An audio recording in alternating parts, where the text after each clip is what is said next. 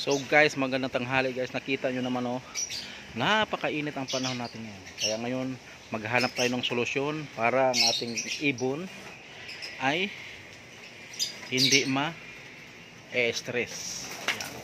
Pasok po tayo sa aking munting ibunan guys. Ito ang Swerteng Kapakpak Mini Aviary. Yan. So ngayon guys, dahil mainit ang panahon, tas yung ating ibunan ay kailangan nating alagaan. So ngayon, ang solusyon natin ay magbibigay tayo ng dextrose powder. Oh yes, ito epektibo to guys sa ating mga hayop, lahat ng kahit aso, pusa, pagkatik-init guys. Sabi ng ibon, oo daw. So ngayon, maglalagay tayo ng dextrose powder para sila ay ang dextrose powder po kasi meron siyang electrolytes, ibig sabihin meron siyang sodium para panlaban sa mga mainit na panahon. Kasi kanina ng umaga pala, ginutong ko to sila at saka inuhaw. So napansin nyo, yung kanilang tubigan ay wala ng tubig.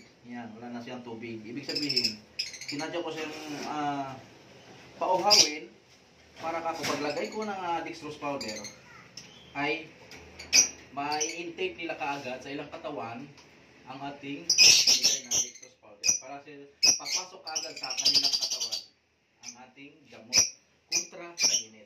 At ngayon, meron akong dito, empty na pitcher. Ito yung timplahan ko ng tubig.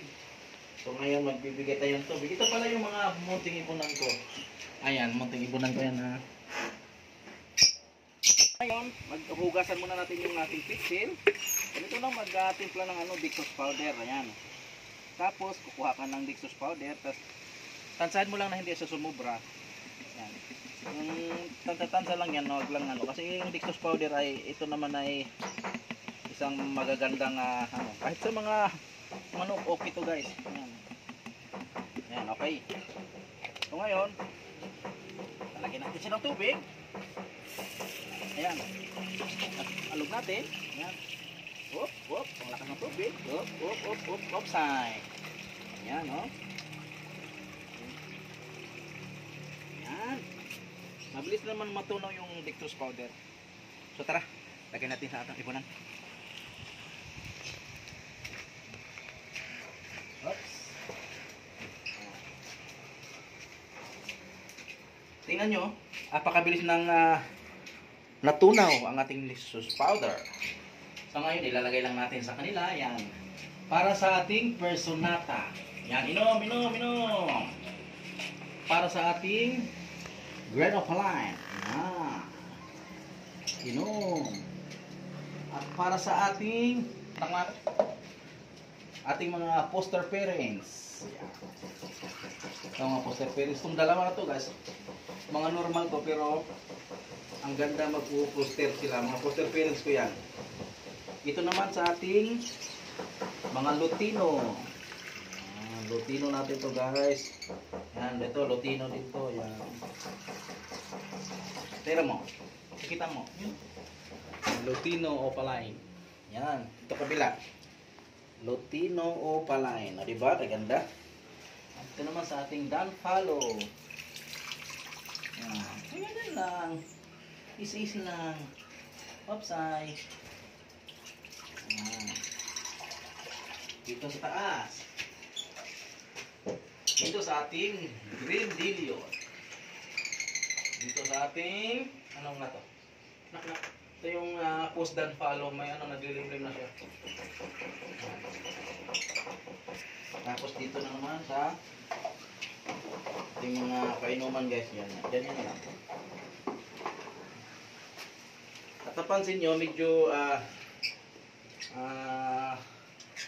kita nyo yung mga dyan, mga fiber ng nilagay ko siya yung parang nesting materials. Na order ko yan sa Lazada eh. Trinay ko lang. Kaso nung hinalo ko siya tsaka yung sa ito mga fiber na to, ito mga to, akala ko siya magano siya ng nesting materials, pero nung hinalo ko yung ito tsaka yung malunggay, mas pinili nila yung malunggay, napuputin. para sa kanilang pugad. So, ayan. Sakto lang yung nilagay ko para dito sa ating dextrose powder. Ayan.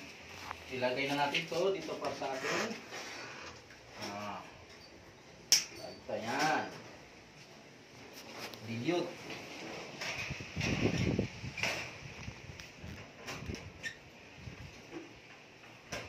Ayan. So, ayan. Ang aking munting ibon na. Ayan. Dextrose powder para sa mainit na panahon. Ayan. Ito guys, oh. Ang dextrose powder ay mga water-soluble powder, rehydrating agent, nutrients, replenishes. Okay? Dextrose powder for veterinary. Ayan. Maganda to siya. Ayan. Basta maganda siya. So, dextrose powder. Thank you. Bye-bye.